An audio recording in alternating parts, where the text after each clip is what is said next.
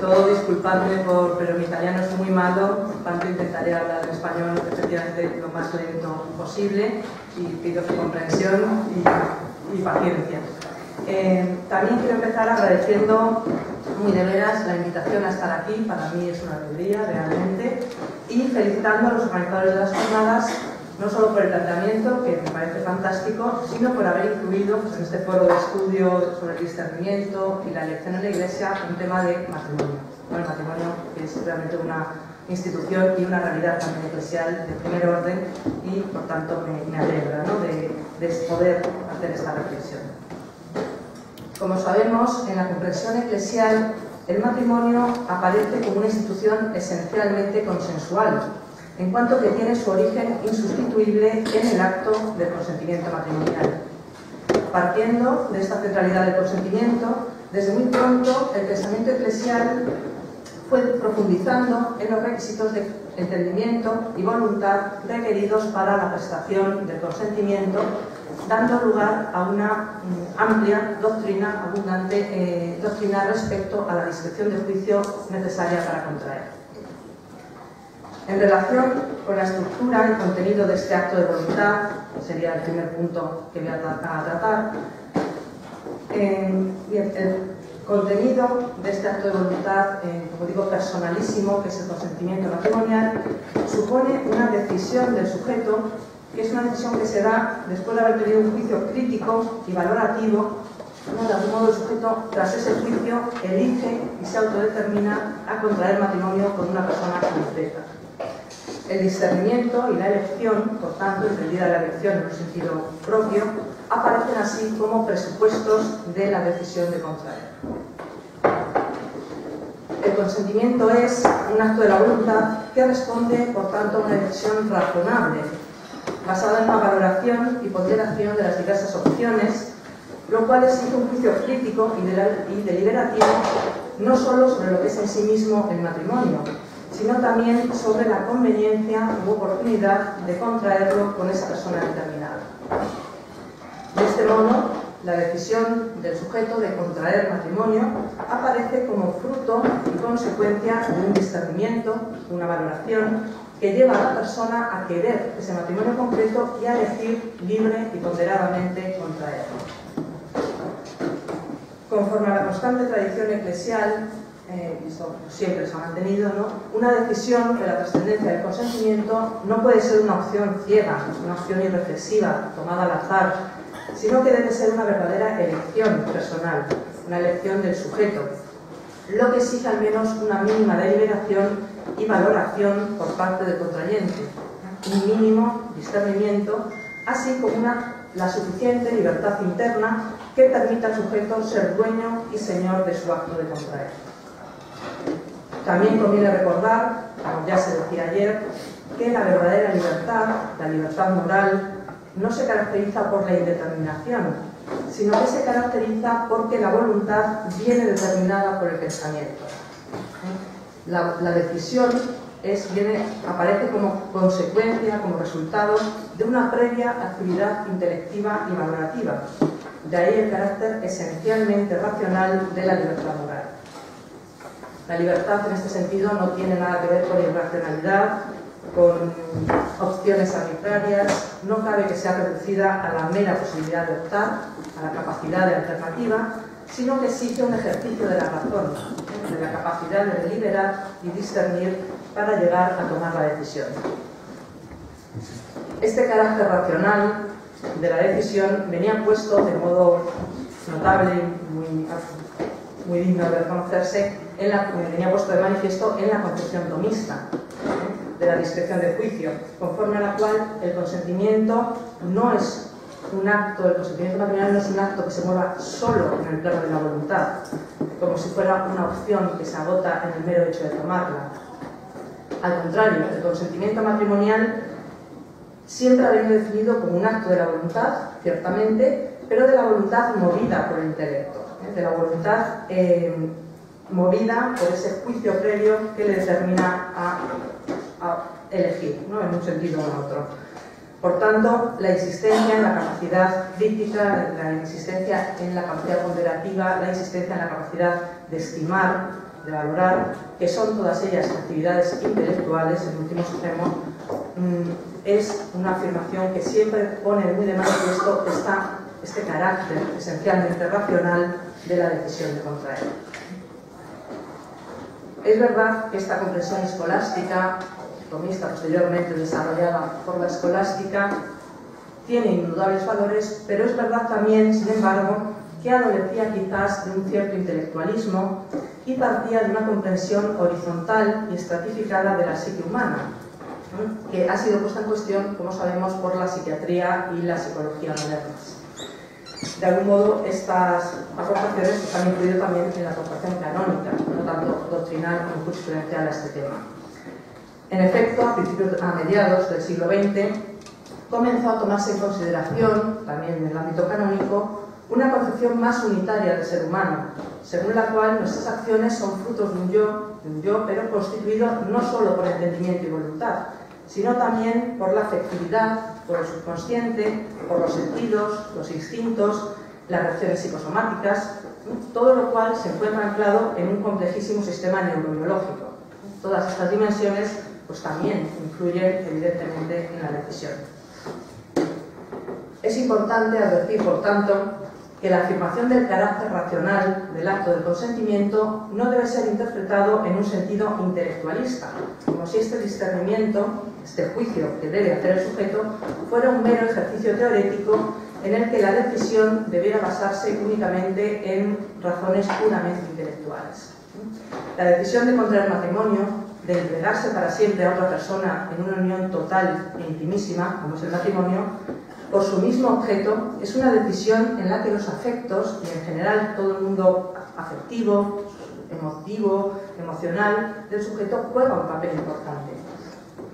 En este sentido, creo que desde una sana antropología no puede contraponerse lo afectivo a lo racional, como si fueran ámbitos incompatibles. Son distintos, pero no son incompatibles. La persona humana, en palabras de Zubiri, es inteligencia sentiente. Frente a quizás un excesivo intelectualismo, ¿no?, derivado pues de otras comprensiones, la antropología filosófica y teológica actual ha revalorizado la importancia de la estructura afectivo-amorosa de toda actividad humana, también del acto del conocimiento, el acto del conocimiento en general. Su intervención en la percepción y comprensión de la realidad. Y si esto puede predicarse de cualquier conocimiento, de la percepción de la realidad en su conjunto, ¿no?, como decía Zubiri, será indudablemente de especial aplicación en el conocimiento intersubjetivo, en el conocimiento vital del otro en cuanto a sujeto personal, y en la valoración y estimación del otro como posible consorte. En este sentido, la decisión de contraer matrimonio presupone ciertamente un juicio previo, un discernimiento, una valoración, un conocimiento, pues ya sabemos, nil cognitum in precognitum. Pero esa decisión, ese volitum, no responde a una voluntad negocial derivada de un frío y desapasionado cálculo de ventajas y de inconvenientes, sino que el mismo discernimiento, la misma ponderación y valoración crítica exigida para el matrimonio, para la elección del matrimonio, es ya un discernimiento, podríamos llamar, afectivo, puesto que la capacidad crítica valorativa está primariamente ligada a la dimensión afectiva del sujeto. Esta dimensión necesariamente afectiva del conocimiento interpersonal impide comprender la discusión de juicio en clave intelectualista, pues la actividad valorativa exige de suyo un conocimiento intersubjetivo y una captación y una estimación no de los valores del otro, sino del otro como valor en sí mismo. La sola inteligencia, la actividad intelectual privada de empatía, de calidez afectiva, no es capaz de conocer y valorar a la persona en sí misma considerada, en su profundidad, puesto que de algún modo la actividad intelectual aprende la realidad convirtiéndola en concepto, objetivándola, por tanto, en idea, y la objetiva. Y la persona humana, y ciertamente la persona del cónyuge, es aquello que nunca puede ser objetivado. Solo, en este sentido, pues solo desde esta empatía, desde esta dimensión afectiva, se puede conocer al otro en su interioridad, se puede alcanzar su subjetividad personal, se le puede valorar y reconocerle como digno de ser amado y de ser elegido como cónyuge. El discernimiento exige y presupone un mutuo conocimiento y reconocimiento intersubjetivo, una valoración, una estimación del otro en orden a la entrega y aceptación recíprocas. Y esto no es posible sin poner en juego la capacidad afectivo-amorosa de la persona. Bien, dicho esto, es importante también, no obstante, evitar que la presentación en positivo de los requisitos, de la estructura, los requisitos, los pasos de este proceso deliberativo y electivo a efectos del discurso teórico lleve a una incorrecta aplicación en la práctica forense. Conforme lo que constantemente reitera la jurisprudencia canónica, la discreción de juicio no exige un conocimiento exhaustivo del matrimonio, ni de sus propiedades, ni del otro cónyuge, ni una deliberación perfecta sobre las ventajas e inconvenientes de contraerlo, ni una reflexión detallada sobre los derechos y deberes que se asumen. No es necesario todo esto. Tampoco una libertad absoluta, una total ausencia de condicionamientos, no es directamente posible porque la libertad humana es finita y todos estamos, ¿no?, pues, digamos, condicionados por mil cosas, ¿no?, por nuestra historia, por nuestra condición psíquica, por todo. En este sentido, recordaba Benedicto XVI en el discurso a la Rota del 2011, en que la discreción de juicio requerida para el matrimonio no mira de suyo a la prudencia o imprudencia con que se ha tomado la decisión, al acierto o desacierto del resultado del juicio que se ha realizado, sino que mira a la capacidad de los contrayentes de realizar dicho proceso, por tanto a la capacidad crítico-deliberativa y volitiva de los contrayentes. Bien, otro aspecto importante en relación con este tema sería la cuestión de la relevancia jurídica de la ausencia actual de discernimiento. Me explico. Los elementos intelectivos, ponderativos, valorativos que hemos señalado como presupuestos del acto de consentimiento exigen y presuponen indudablemente una capacidad psíquica por parte del sujeto, por parte del autor de dicho acto, para poder ponerlo. Pero la pregunta es, ¿se agota la discreción de juicio, se agota en esa capacidad o exige también al menos mínimamente un ejercicio actual de esas potencias y capacidades? Dicho en otras palabras, ¿qué es lo relevante para la decisión, para poder prestar el consentimiento matrimonial? ¿La sola capacidad del sujeto de deliberar, discernir y elegir? ¿O que de hecho el sujeto delibere, discierna y elija contra el matrimonio? ¿Qué es lo relevante? Se trata de una cuestión fundamental de cara a la comprensión misma de las exigencias filosóficas y jurídicas del acto de consentimiento, pero que puede adquirir también cierta relevancia práctica en la valoración de aquellos matrimonios contraídos de modo radicalmente irreflexivo, sin una mínima actividad deliberativa, por un impulso alocado, por una decisión absolutamente no reflexionada y no ponderada. Que bueno, es posible que se dé en alguna ocasión que la decisión sea gravemente inmadura, aunque el sujeto no tenga un trastorno psíquico. No es habitual, pero es posible que pueda ocurrir. Como sabemos, en la regulación canónica positiva, el grave defecto de discreción de juicio viene configurada como una incapacidad psíquica del sujeto para prestar válido consentimiento, en cuanto que el legislador ha incluido la referencia a la discreción de juicio en el canon 95, dentro de las incapacidades para prestar el consentimiento. Conforme a esta regulación positiva, son muy abundantes las afirmaciones doctrinales y también jurisprudenciales que limitan la relevancia jurídica del grave defecto de discreción de juicio a supuestos de incapacidad psicológica para contraer, o es decir, para entender, para ponderar, para elegir, pero niegan relevancia jurídica a los supuestos en que de hecho hay una efectiva falta de ejercicio de esas capacidades. De modo importante si el sujeto tiene la capacidad o no, no tanto si la ha ejercido o no, si la ha ejercitado o no. Esta insistencia jurisprudencial en la incapacidad puede resultar quizás comprensible a la vista de los supuestos de hecho que con frecuencia se plantean en las causas, ¿no? Muchas veces se presenta como ausencia de reflexión, de deliberación, lo que no dejó de ser pues, una decisión quizás imprudente, inadecuada, o que con posterioridad pues, la vida nos devuelve que ha sido equivocada, ¿no? Bien, esto es cierto. Sin embargo, desde un punto de vista lógico y jurídico, esta doctrina jurisprudencial, que se expresa con vocación de generalidad en los indure, en los fundamentos jurídicos de las sentencias, no deja de causar cierta perplejidad e inquietud.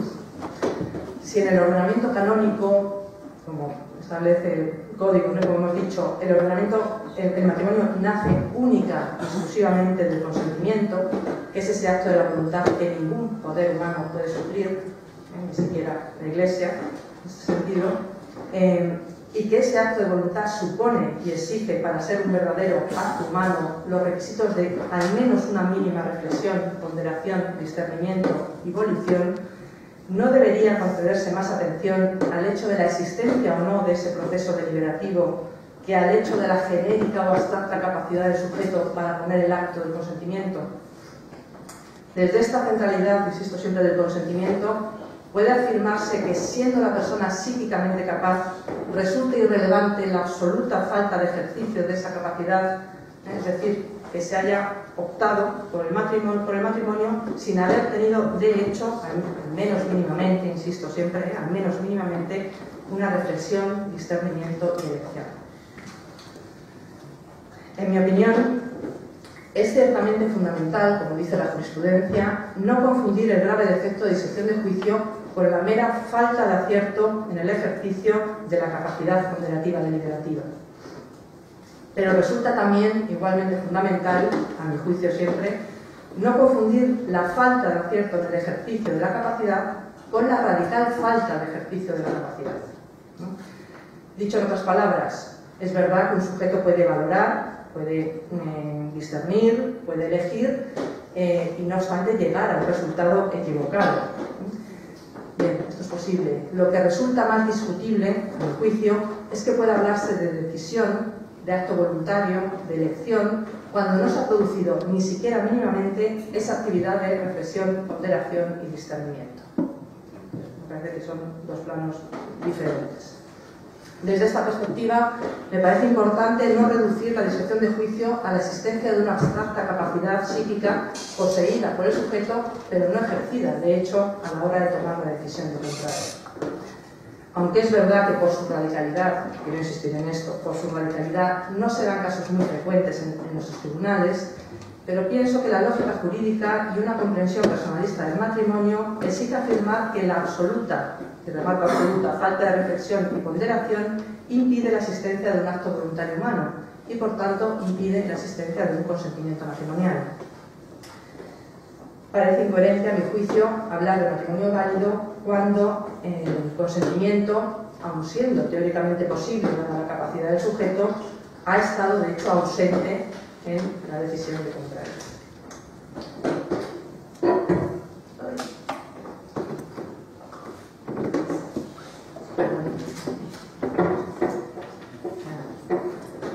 Bien.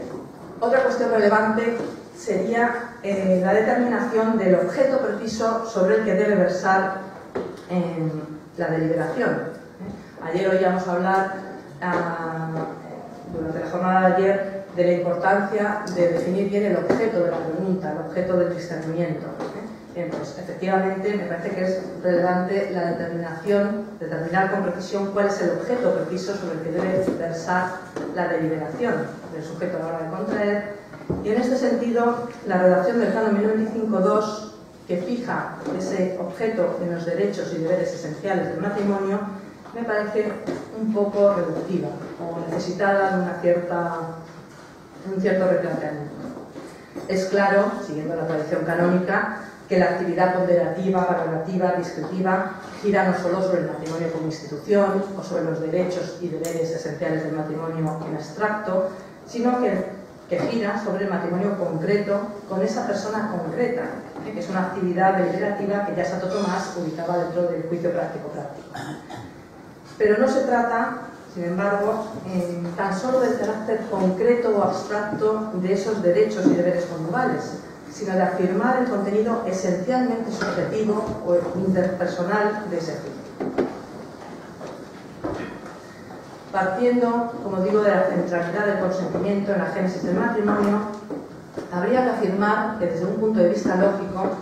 que el objeto del juicio previo a la decisión de contraer no puede ser ajeno o independiente del consentimiento matrimonial, en cuanto que es el acto resultante de dicho juicio. Por tanto, el objeto del juicio previo debería estar relacionado con el objeto del acto resultante de dicho juicio, que es el consentimiento. Sería preciso, por tanto, sacar las consecuencias jurídicas del relevante cambio que ha introducido el Canon 1057 en la regulación del objeto del consentimiento, que ya no es la entrega de jus in corpus, sino la entrega mutua de las personas de los contrayentes para constituir el consorcio de toda la vida. Como pone de manifiesto este canon, lo que los contrayentes entregan y reciben recíprocamente no es el derecho a las obligaciones y prestaciones conyugales directamente, sino que propiamente lo que se dan y reciben es a sí mismos, sus personas, para constituir juntos el matrimonio, de tal modo que lo relacional se convierte en, o entra a formar parte del objeto esencial del consentimiento. Esta renovada, me parece importante insistir en esto, esta renovada redacción del Canon 1057 no es algo aleatorio y irrelevante, sino que es un cambio intencionado, que recoge el personalismo conciliar y que no puede no afectar a nuestro tema. Conforme a este canon, y así lo ponía de manifiesto pues, ya hace muchos años, autores como Javier Elvada o mi maestro, Padre Vela, que han citado, propiamente lo que deben querer los contrayentes al prestar el consentimiento, es decir, el objeto sobre el que debe versar directamente el discernimiento, no es propiamente el matrimonio como negocio jurídico en sí mismo considerado, ni siquiera entendiéndolo en un sentido amplio que incluyera el derecho a la comunidad de vida, a las relaciones interpersonales, a todas las dimensiones derivadas del bonum comum, etc. Sino que el objeto propio del consentimiento es la persona del otro en su conyugalidad, la persona del otro en cuanto cónyuge. El consentimiento, por tanto, se dirige directa o primariamente al otro en cuanto cónyuge. En este sentido, el hecho de que el Canon 1995.2 fije como objeto de la discreción de juicio los derechos y deberes esenciales del matrimonio que mutuamente se han de dar y aceptar, constituye o corre el peligro de ser de algún modo un desplazamiento que incluso en el supuesto, como digo, de hacer una lectura personalista de dichos deberes y derechos, incluyendo todas las dimensiones relacionales e intersubjetivas, supone de algún modo una comprensión reductiva del objeto sobre el que debe versar el juicio del sujeto, puesto que se excluye de ese juicio la necesaria valoración y discernimiento sobre la adecuación de la persona de los contrayentes para constituir el matrimonio. Desde esta perspectiva del objeto, centrada en el objeto del consentimiento, parecería exigible, para que la decisión de contraer correspondiera a esa decisión ponderada, que cada contrayente tomase en consideración, al menos de modo general y aproximado, la condición y cualidades del otro, no solo en sí mismo considerado, sino también en su mutua interrelación. Con esto no quiere afirmarse, quiero aclarar, que sea exigible para la validez del consentimiento un conocimiento perfecto del otro, ni una valoración exhaustiva de sus virtudes y de sus defectos, ni siquiera, por supuesto, la previsión de posibles hechos que luego aparezcan durante la vida conyugal, en absoluto. Pero sí debería insistirse en que, siendo el objeto del consentimiento la persona misma del contrayente, no parece defendible que dicho objeto no entre a formar parte del proceso deliberativo y de discernimiento exigido para tomar la decisión de contraer. Indudablemente, si hay un defecto relevante en el conocimiento de la persona o de las cualidades del otro, será de aplicación, en su caso, el Canon 97, Canon 98 del error. Pero si lo que faltara totalmente fuera la valoración, acertada o errada, falta la valoración y el discernimiento sobre las cualidades del otro, pues de algún modo, ¿hasta qué punto puede hablarse de un juicio sobre la conveniencia de contraer con esa persona determinada? Más aún, desde esta perspectiva centrada en el objeto del consentimiento, la discreción de juicio requerida parece que exigiría también que el contrayente pudiera realizar un juicio mínimo, un juicio al menos mínimo y mínimamente realista, sobre su propia capacidad para contraer. Este caso sí es mucho más habitual en nuestros tribunales. Los anteriores no, pero este caso se da con relativa frecuencia. Me explico, si una persona tiene un trastorno de personalidad, narcisismo, trastorno borderline, trastorno límite de distimia, o trastornos de la esfera sexual, homosexualidad, hipersexualidad, etc., que no le privan de suyo de la capacidad intelectiva, de la capacidad volitiva, pero que le incapacita objetivamente para asumir las obligaciones del matrimonio, puede entenderse que ese sujeto es capaz de prestar un consentimiento matrimonial suficientemente ponderado cuando, al tomar esa decisión, no ha sido capaz de valorar su propia incapacidad para el matrimonio. Bien, se trata de un tema difícil, se trata de una cuestión difícil. La jurisprudencia británica, por ejemplo, en el tema de la homosexualidad, pues ha desarrollado mucho esta perspectiva, esta dimensión, y es verdad que es un planteamiento sugerente, creo, pero también a la vez jurídicamente problemático, en cuanto que desdibuja de algún modo la autonomía e independencia entre los causales segundo y tercero del canon 1095, lo cual puede crear una cierta confusión. De hecho, no solo esta jurisprudencia, por otros motivos, pero no faltan voces doctrinales que propugnan una reformulación más unitaria del canon 1095 que suprimiese la distinción entre los tres supuestos que actualmente contempla el texto legal. Personalmente, debo decir que no comparto estas sugerencias, estas propuestas doctrinales, porque me parece que estos supuestos, y concretamente el reconocimiento expreso de la ley de la incapacidad de asumir las obligaciones del matrimonio, responde a una comprensión verdaderamente personalista y realista, ¿no?, del matrimonio, de sus exigencias, y ha supuesto un salto cualitativo en la comprensión de entender la capacidad necesaria para el matrimonio. No obstante, esto no quiere decir que la distinción entre los tres causales del canon 1095 tenga por qué dar lugar a una rígida separación entre ellos, ni mucho menos a una interpretación intelectualista del grave defecto de discreción del juicio, como decíamos antes, ¿no?, que se atendiera a una teórica capacidad intelectiva, evolutiva del sujeto que en principio estaría intacta, pero se deja de lado, no se presta atención a todas las digamos, a todas las dimensiones afectivas, emocionales, de sensibilidad que pueden influir en el acto de la decisión. Dada la unidad de la persona humana y la profunda interrelación e interactuación en el ser humano de lo biológico, de lo psíquico, de lo bioquímico, de lo neuronal, con el influjo que todo esto tiene en la dimensión cognitiva, estimativa, valorativa, sensitiva, emocional, se hace difícil, a mi juicio, sostener una total y absoluta separación entre la discreción del juicio requerida para el matrimonio y la capacidad de ser cónyuge, como si pudiera realizarse una valoración de lo que es el matrimonio y de la elección y del juicio que se va a tomar, de la decisión que se va a tomar, sin entrar a considerar la propia, en esa valoración tener en cuenta la propia capacidad para constituir el matrimonio. No obstante, como digo, a mi juicio, esta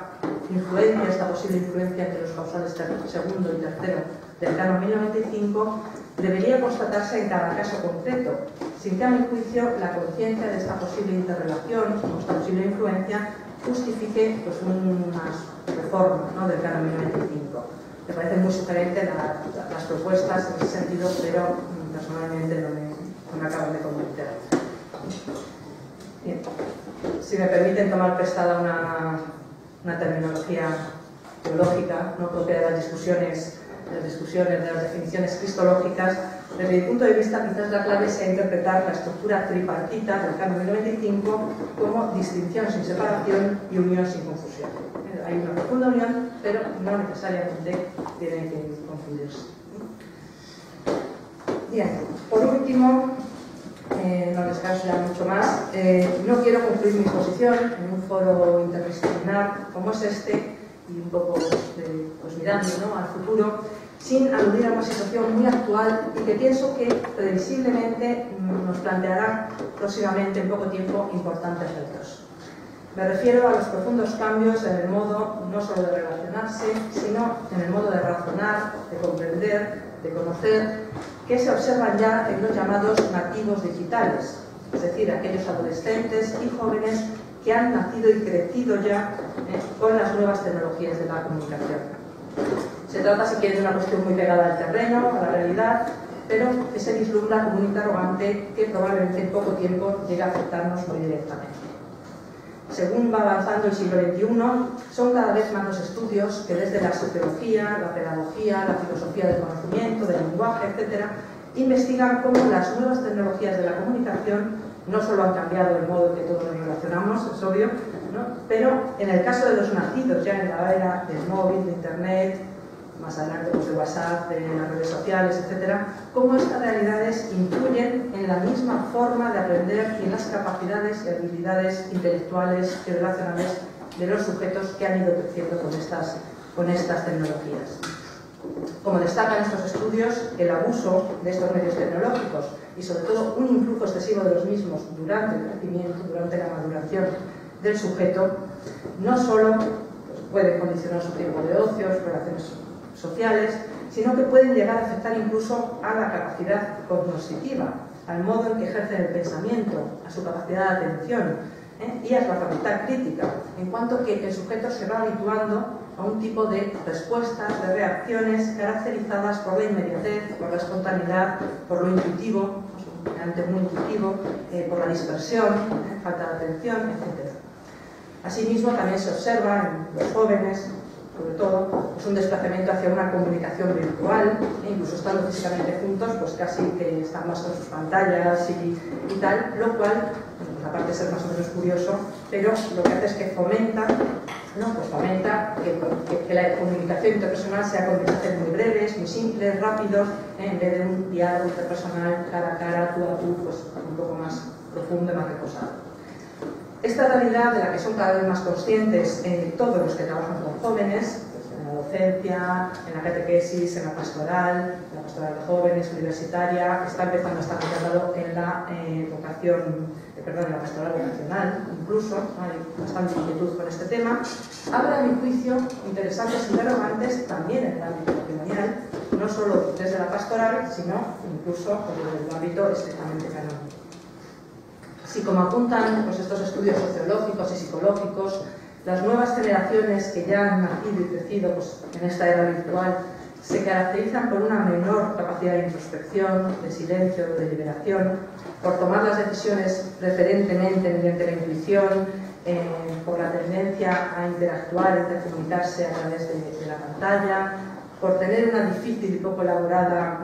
vivencia de la intimidad, en un contexto de exhibicionismo de todos y cada uno de sus actos, etc.